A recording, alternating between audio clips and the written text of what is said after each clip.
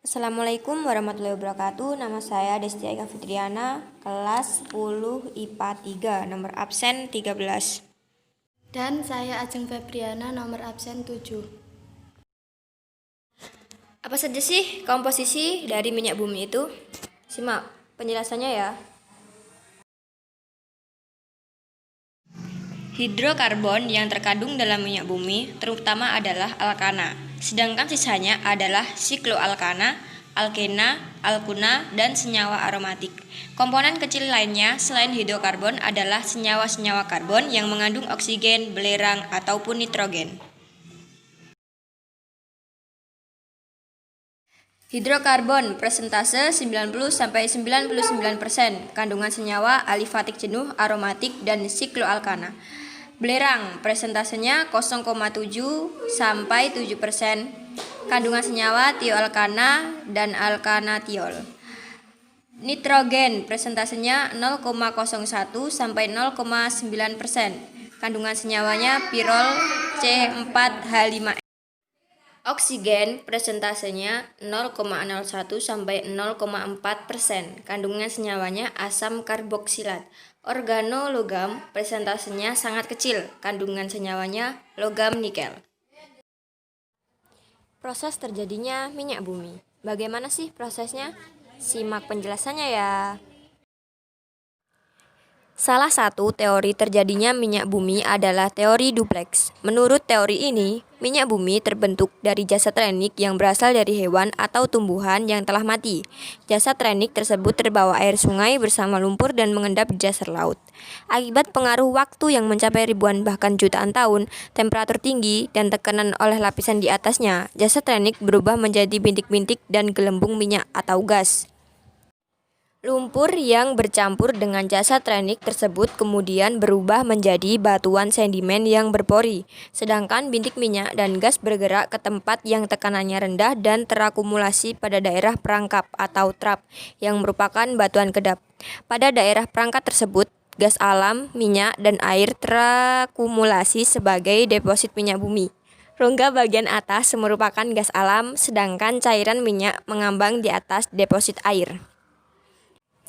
Minyak bumi terbentuk melalui proses yang sangat lama. Oleh karena itu, minyak bumi dikelompokkan sebagai sumber daya alam yang tidak dapat diperbarui, sehingga harus digunakan secara tepat dan hemat. Oke, tahap selanjutnya adalah pengolahan minyak bumi.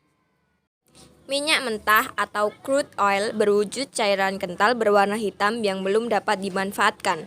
Agar dapat dimanfaatkan, minyak bumi harus mengalami proses pengolahan terlebih dahulu. Pengolahan minyak bumi dilakukan pada kilang minyak melalui dua tahap. Pengolahan tahap pertama atau primary processing dilakukan dengan cara distilasi bertingkat, dan pengolahan tahap kedua atau secondary processing dilakukan dengan berbagai cara. Oke, masuk pada pengolahan tahap pertama. Pengolahan tahap pertama dilakukan dengan distilasi bertingkat, yaitu proses distilasi berulang-ulang sehingga didapatkan berbagai macam hasil berdasarkan perbedaan titik didihnya. Hasil pada proses distilasi bertingkat ini meliputi 1. Fraksi pertama menghasilkan gas yang pada akhirnya dicairkan kembali dan dikenal dengan nama LPG atau liquefied petroleum gas. LPG digunakan untuk bahan bakar kompor gas dan mobil BBG, atau diolah lebih lanjut menjadi bahan kimia lainnya. 2. Fraksi kedua disebut nafta atau gas bumi. Nafta tidak dapat langsung digunakan, tetapi diolah lebih lanjut pada tahap kedua menjadi bensin atau premium, atau bahan petrokimia yang lain. Nafta sering disebut juga bensin berat. 3. Fraksi ketiga atau fraksi tengah selanjutnya dibuat menjadi kerosin atau minyak tanah dan aftur atau bahan bakar pesawat jet. 4. Fraksi keempat sering disebut solar yang digunakan sebagai bahan bakar bensin diesel. 5. Fraksi kelima disebut juga residu yang berisi hidrokarbon rantai panjang dan dapat diolah lebih lanjut pada tahap kedua menjadi berbagai senyawa karbon lainnya, serta sisanya sebagai aspal dan lilin. Oke, masuk pengolahan tahap kedua.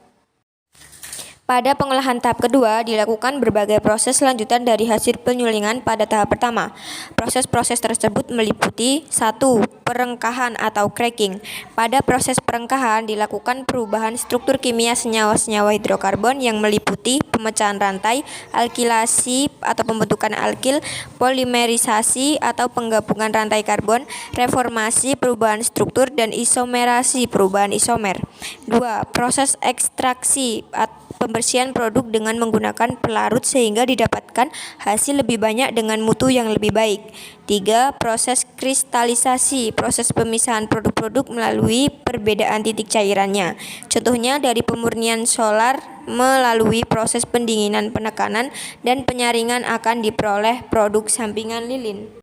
4. Pembersihan dari kontaminasi atau treating. Pada proses pengolahan tahap pertama dan tahap kedua sering terjadi kontaminasi atau pengotoran.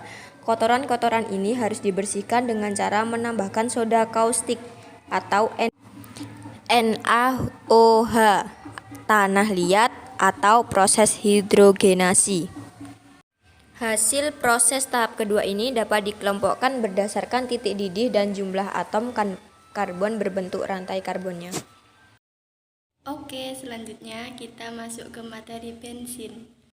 Bensin atau gasolin adalah salah satu jenis bahan bakar minyak yang dimaksudkan untuk kendaraan bermotor roda 2, 3, dan 4. Secara sederhana, bensin tersusun dari hidrokarbon rantai lurus, mulai dari C7 heptana sampai dengan C11. Apa sih dampak pembakaran bahan bakar itu? Simak penjelasan saya ya. Pembakaran bahan bakar minyak akan menghasilkan gas-gas sisa pembakaran. Kandungan utama bahan bakar minyak adalah hidrokarbon, serta sedikit senyawa belerang, nitrogen, dan oksigen. Pembakaran sempurna hidrokarbon dalam minyak bumi menghasilkan karbon dioksida dan uap air. Sementara itu, pembakaran tidak sempurna akan menghasilkan partikel padat yang dikenal dengan asap dan berisi butiran-butiran halus dari karbon jelaga, karbon monoksida, karbon dioksida, dan uap air. Sekian dan terima kasih. Wassalamualaikum warahmatullahi wabarakatuh.